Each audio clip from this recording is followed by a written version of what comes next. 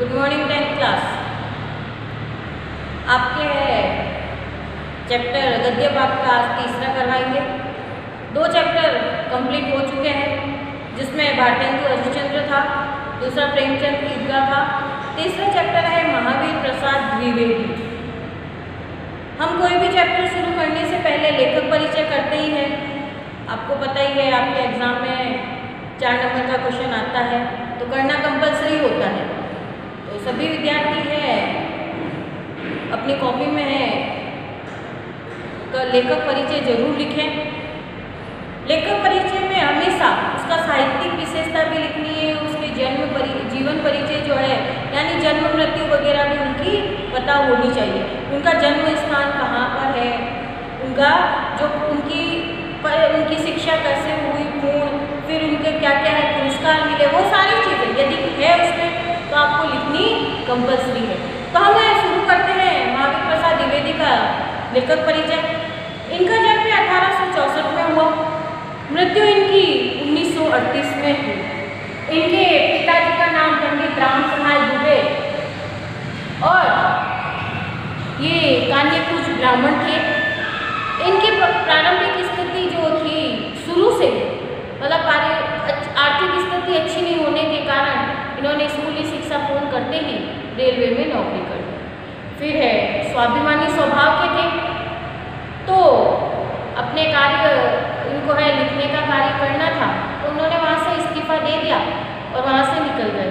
अब 1903 से 1920 तक सरस्वती जो पत्रिका है उसके एडिटर संपादन का कार्य किया और उनके 1938 में इनकी बहुत ही जल्दी मृत्यु हो गई।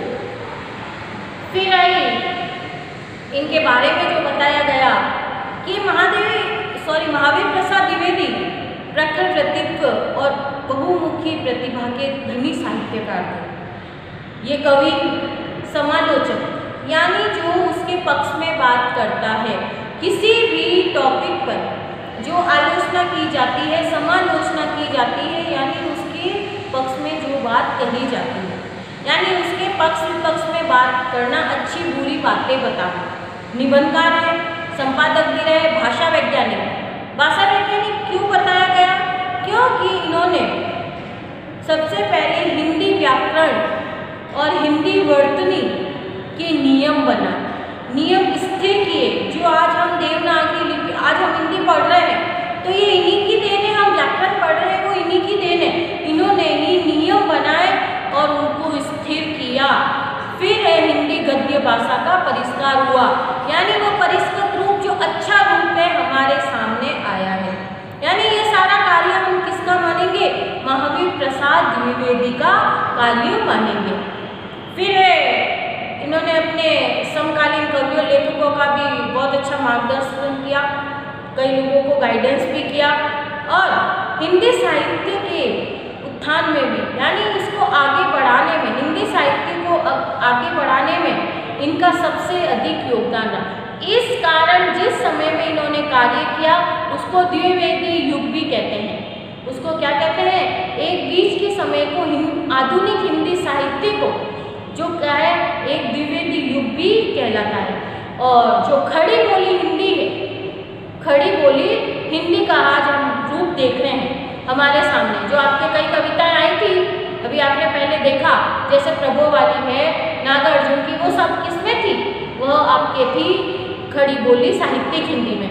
तो वह है महावीर प्रसाद द्विवेदी की देन है। द्विवेदी जी ने है भारतीय जातीय परंपरा का समालोचन दृष्टि से भी गहन अध्ययन किया।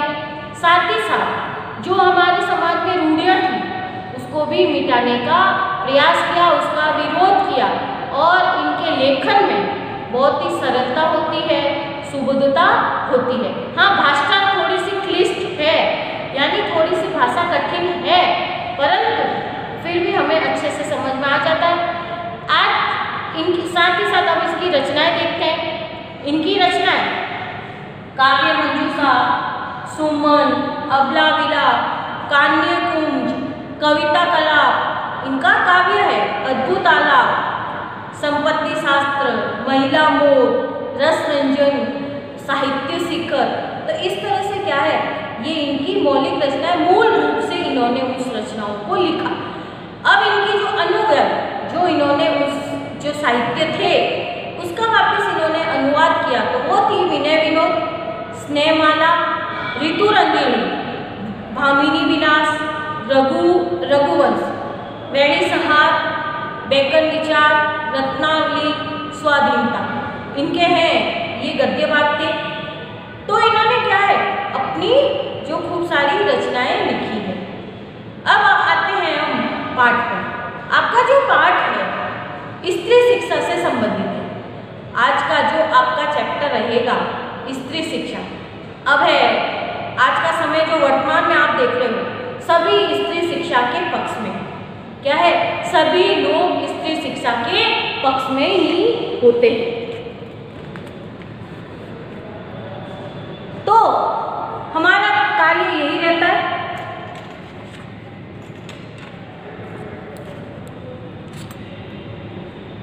हम क्या देखेंगे कि ये महिला मुक्त आज का जो है आपका स्त्री शिक्षा के विरोधी कुतर्कों का खंडन।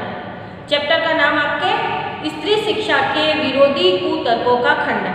तो थोड़ा सा इसके बारे में देख ले कि किस तरह से आज 21वीं सदी में कि स्त्री शिक्षा के प्रति लोग जागरूक हुए हैं। आज चाहे शिक्षा का क्षेत्र हो, चाहे विज्ञान है, सरकारी सेवा है, निजी क्षेत्र है, व्यापार है, वाणिज्य, सभी क्षेत्रों में स्त्री है पुरुष से कंधे से कंधा मिलाकर है अपने समाज निर्माण में सहयोग दे रहे हैं।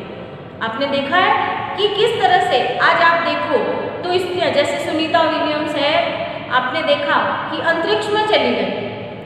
कल्पना चावला का नाम है, उनका देहांत हो चुका, परंतु आज हम उनको याद करते हैं। क्यों करते हैं? क्योंकि वह भी तो स्त्री थी और वह इतनी आगे बढ़ी है।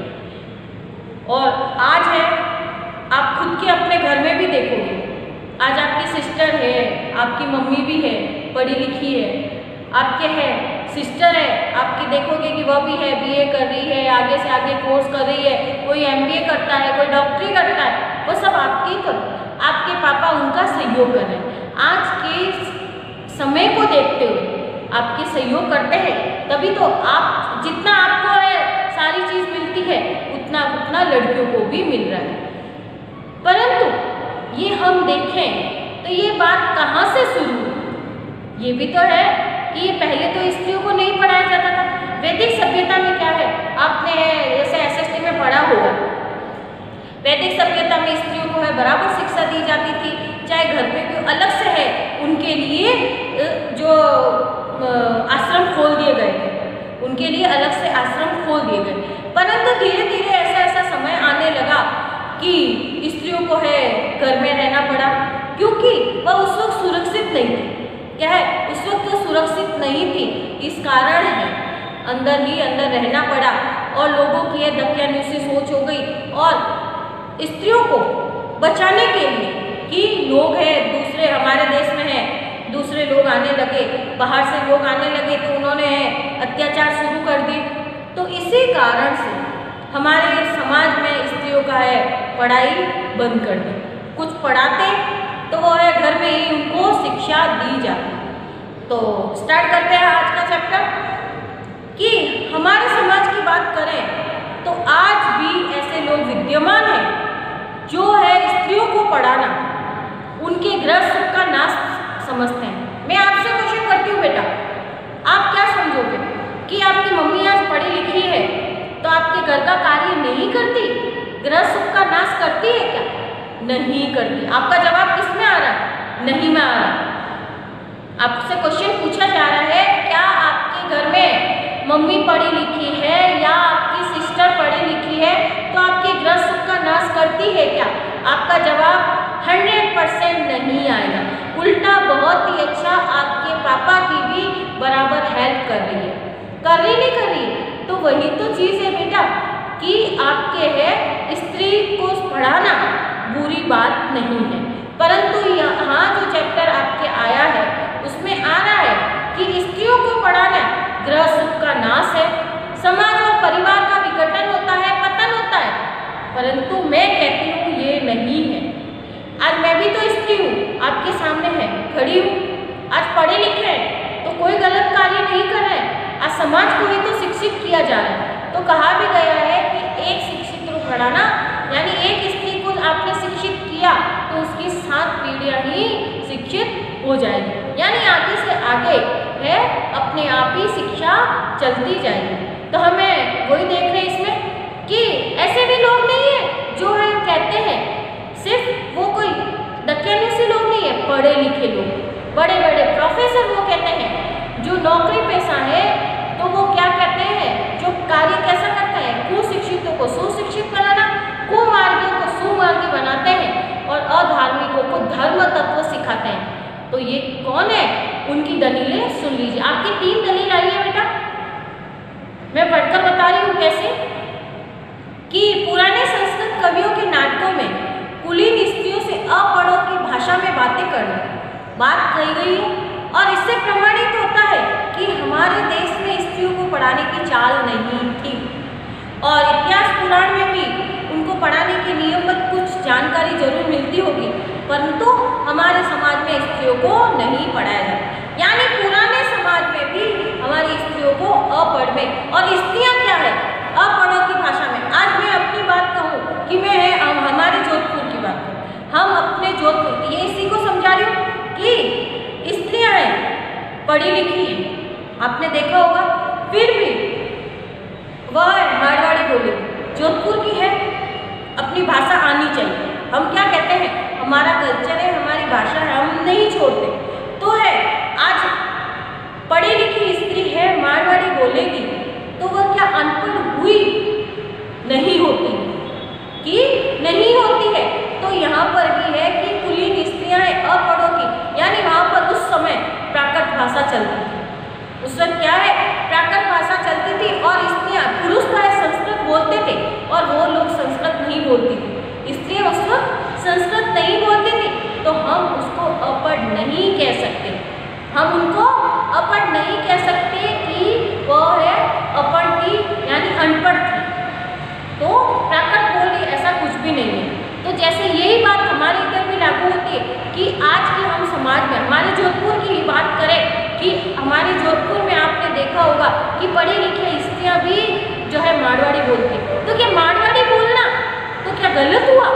नहीं कि वो आज है MA BEd KV की भी बड़ी बड़ी प्रोफेसर है, बड़ी बड़ी पोस्ट पर है, फिर भी वो मारवाड़ी बोलती, तो ये गलत नहीं है। तो वही बात हुई कि स्त्रियाँ पढ़ी लिखी थी पर वो प्राकृत बोलती थी, संस्कृत नहीं बोलती थी, तो वह अनपढ़ नहीं हुई। फिर आगे बढ़ते हैं कि स्त्रियों को पढ़ाने से अनर्थ होते हैं। क्या बोलता है कि स्त्रियों को पढ़ाने से अनर्थ होते हैं कि शकुंतला इतनी कम पढ़ी लिखी थी कि वह गवारों की भाषा भी उसकी मुश्किल से आती थी, उसको क्या एक श्लोक भी नहीं लिख सकी थी, और उसने दुष्यंत को है कटु वाक्य किए। इसकी एक छोटी सी कहानी बताती हूँ बेटा कि दुष्यंत क्या थे, एक बार जंगल में गए, शकुंतला है ऋषिपुत्री थी, और वहाँ पर है दुष्यंत, अब राजा के जहाँ जाके शादियाँ कर लेते थे, तो वहाँ पर वो शिकार के लिए गए और कई दिनों तक रहे थे, वहाँ पर शकुंतला से विवाह कर लिया। अब शकुंतला से विवाह किया तो वह है गर्भवती हो गई स्त्री, और उस वक्त है दुष्यंत है वहाँ से चले गए। दुष्यंत ने है अपनी एक अंगूठी दी थी कि जब कभी भी जरूरत हो तुम हमारे महल आ सकती हो। उन्होंने क्या बताया कि दुष्यंत ने शकुंतला से एक निशानी के रूप में अंगूठी दी और कहा कि जब भी तुम्हें जरूरत हो तो महल में आ सकती हो। अब गर्भवती हो गई, तो गर्भवती हुई है तो वह का उसके पिता ने बोला ऋषि ने कि अब हमें राजा के पास चलना चाहिए, तो वह अंगूठी उसके पहनी भी थी और वो लोग जा रहे। उस वक्त क्या था कि नदी पार करनी पड़ती थी, नदी पार कर रही है, तो उस वक्त नदी में वही है खेलती हुई जा रही है, अच्छा माहौल था, तो वह वही हाथ जो अंगूठी पहनी हुई थी उसी वक्त है वह है उसी हाथ से, और वह अंगूठी निकल कर चली गई। यानी उस नदी में वह कहाँ भी गई है, वह एक मछली ने उसको निगल लिया, उस नदी में है एक मछली ने उसको निगल लिया। अब जैसे ही शकुंतला है राजा के महल के दरवाजे पर पहुंची, उसको वहाँ पर रोक दिया कि एक ऋषि को तो है आमंत्रित किया भी नहीं है और आप क्यों आए। फिर भी है कुछ उसने है मिन्नतें की, राजा के सामने खड़ा किया गया। राजा तो भूल गया, कुछ समय निकल गया तो राजा भूल गया। अब राजा भूल गया तो बोला राजा दुष्यंत ने कि मैंने तुम्हें कुछ निशानी दी थी, एकदम से हाथ टटोले, कुछ भी नहीं मिला। उसको है नहीं मिली अंगूठी, तो एकदम से उसी वक्त एक मछुआरा भी आ गया कि ये राजा, ये अंगूठी है, ये आपकी अंगूठी, उसके ऊपर निशान था महल का वगैरह, तो वह उसके राज्य की छाप थी। तो वह पता चलता कि ये अंगूठी तो मेरी है। शकुंतला ने एकदम से बताया, राजा को सब कुछ याद आया और उसको अपनी पत्नी बनाया। तो उस वक्त वह गुस्सा क्यों हुई, क्यों दुष्यंत ने उसको नहीं अपनाया? इसी कारण उसने कटु वाक्य कहे थे, इसी कारण उसने कटु वाक्य कहे थे। और जो शकुंतला ने श्लोक रचे थे वह भी अपढ़ों की भाषा में थे। तो क्या हो गया? तो ऐसा हम नहीं मान सकते कि वह स्त्री, वह क्या है, वह अनपढ़ है, नहीं मान सकते। अब आगे बात करते हैं कि नाटकों में भी स्त्रियों का प्राकृत बोलना उनके अनपढ़ होने का प्रमाण नहीं है। अधिक से अधिक हम इतना कह सकते हैं कि वो ना तो संस्कृत बोल सकती थी, ना ही संस्कृत लिख सकती, परंतु संस्कृत न बोल सकना अपढ़ होने का कोई सबूत नहीं है, ना ही गवार होने का। आज मैं अपनी ही बात करूं तो बेटा मैं मारवाड़ी बोलूंगी तो मैं गवार नहीं कहलाऊंगी या मैं अनपढ़ नहीं कहलाऊंगी। क्यों? आज मैं एक पढ़ी लिखी स्त्री। तो वही बात उन स्त्रियों पर भी लागू होती है। वह क्या बात है? वही बात उन स्त्रियों पर भी लागू होती है, क्योंकि वह प्राकृत भाषा बोल रही है। अब भगवती और कालिदास के नाटक की बात आई कि उसमें भी उस समय क्या है, संस्कृत बोलने का ट्रेंड था। उस वक्त क्या है, सभी लोग संस्कृत बोलते हैं, स्त्रियां प्राकृत बोलती थी। और उसमें भी है क्या सबूत कि उस वक्त है बोलचाल की भाषा प्राकृत नहीं थी, प्राकृति तो थी, तभी तो है स्त्रियां प्राकृत भाषा बोलती थी। प्राकृत यदि, अब बेटा इंपॉर्टेंट बात आई है कि बौद्ध ग्रंथ क्या है, बौद्ध ग्रंथ और जैन ग्रंथ, क्या बताया, बौद्ध ग्रंथ और जैन ग्रंथ भी प्राकृत में ही रचे गए। अब पहले तो हमने दलीलें देखी, शकुंतला की बात देखी, अब आई प्राकृत की बात। प्राकृत भाषा जो स्त्रियां बोलती थी उस वक्त की, उसमें जैन धर्म बौद्ध धर्म भी रचे गए थे, तो हम उनको क्या मानेंगे? वह हम नहीं कह सकते कि यह अनपढ़ों की बोली है। ये अनपढ़ों की बोली नहीं है बेटा, यह उस वक्त भी ये ग्रंथ इतने रचे गए थे। और जो है भगवान शाक्य मुनि, इसके साथ ही किसका आया, भगवान शाक्य मुनि। शाक्य मुनि भी प्राकृत भाषा में अपने उपदेश देते। किसमें देते? प्राकृत भाषा में ही अपने उपदेश देते थे। और साथ ही साथ बौद्ध धर्म के त्रिपिटक ग्रंथ की रचना भी प्राकृत में ही की गई, क्योंकि उस वक्त सर्वसाधारण, यानी जैसे हमारे जोधपुर की बोली मारवाड़ी है, उस जमाने में भी प्राकृत भाषा एक सर्वसाधारण की भाषा थी। तो ये कोई है अनपढ़ की बोली नहीं है। ऐसा नहीं है कि अनपढ़ लोग ही सिर्फ प्राकृत बोलते थे, नहीं, उस वक्त है वहाँ की सर्वसाधारण की भाषा प्राकृत की थी, इसलिए वहाँ पर बोली जाती थी। अब पंडितों ने भी खूब सारे ग्रंथ है, जैसे गाथा सप्तशती, सेतुबंध, महाकाव्य, कुमारपाल चरित्र आदि ग्रंथ भी प्राकृत में ही बने। तो वे क्या अनपढ़ थे? नहीं। हिंदी के आज हम प्रसिद्ध अखबारों की बात करें, हमारे राजस्थान में तो हिंदी में अखबार आता है, क्या है हमारे राजस्थान में, तो क्योंकि अभी राजस्थानी को मान्यता नहीं मिली है, क्यों संविधान में अभी तक इसको कोई भी भाषा नहीं बताया गया, क्योंकि अभी तक राजस्थानी हर पल में बदल जाती है। उसका मेन रीज़न आ रहा है हर पोस्ट में हमारी बोली बदलती है, इस कारण है राजस्थानी भाषा को मान्यता नहीं मिली। संविधान में अभी इसने अपना स्थान नहीं बनाया। दूसरी भाषा जो गुजराती है, बंगाली है, तमिल है, तेलुगु है, मलयालम है, ये सारी भाषाओं में वहाँ के अखबार भी निकलते हैं। आपने ध्यान दिया होगा कि उनमें अखबार निकलते हैं, तो वो क्या अनपढ़ हुए? वो वहाँ की लोकल लैंग्वेज है, वह वहाँ की लोग जो उसकी भाषा है सर्वसाधारण की भाषा, अखबार भी उसी में निकल रहे हैं, तो हम उसको नहीं कहेंगे कि वह अनपढ़ों की भाषा है। आज गुजरात के लोग हैं गुजराती बोलेंगे, महाराष्ट्र वाले हैं मराठी बोलेंगे, जो हैदराबाद है आंध्र प्रदेश है वो लोग तेलुगु बोलते हैं, जो दक्षिण वाले हैं वो तमिल बोलते हैं। तो हम कहेंगे क्या? नहीं, हम उनको नहीं कहेंगे कि वो अनपढ़ है। आज इतने बड़ी पोस्ट पर है, इतने बड़े पद पर है, फिर भी वो कभी भी है अपनी दूसरी भाषा नहीं बोलते। साउथ में तो आपने देखा होगा कि हिंदी बहुत कम आती है और वह अपनी ही भाषा बोलते हैं, तो हम उनको अनपढ़ नहीं कह सकते। क्या है? हम उनको अनपढ़ नहीं कहेंगे। वह शिक्षित है। वह क्या है? वह शिक्षित सभ्य मनुष्य है, वो अपनी खुद की भाषा बोलते हैं। फिर है नाट्य शास्त्र में भी नए नियम बनाए गए। यहाँ पर आपका एक क्वेश्चन भी बनता है बेटा, ऊपर भी क्वेश्चन बनता था, क्या है नाटकों में स्त्रियाँ जो प्राकृत भाषा बोलती तो उनके अपढ़ होने का प्रमाण नहीं है, और आपका पूरा वर्णन जो मैंने अभी बताया वह आपको लिखना है। अब आ रहा है कि नाट्य शास्त्र में भी नियम बनाए गए कि उस वक्त है सर्वसाधारण की भाषा संस्कृत नहीं, उस वक्त नाटक भी क्या है प्राकृत भाषा में ही चलते थे, और कुछ चुने चुने लोग ही वह संस्कृत बोलते थे और सभी लोग अपने जो प्राकृत भाषा ही बोलते थे। अब वो आगे बढ़ते हैं कि पुराने जमाने में स्त्रियों के लिए कोई भी कॉलेज नहीं था। क्या है? कोई भी कॉलेज नहीं था। अब कोई भी कॉलेज नहीं था और कोई भी नियमबद्ध प्रणाली नहीं चलती, ना ही कोई पुराण थे, ना ही कुछ भी ऐसा कुछ भी कहीं पर भी हमें नहीं पता चल रहा है कि पुराने जमाने में स्त्रियों के लिए कोई विद्यालय रहा था या विश्वविद्यालय रहा था। कोई नियमबद्ध प्रणाली भी हमें पता नहीं चलती। हाँ, ये मानते हैं।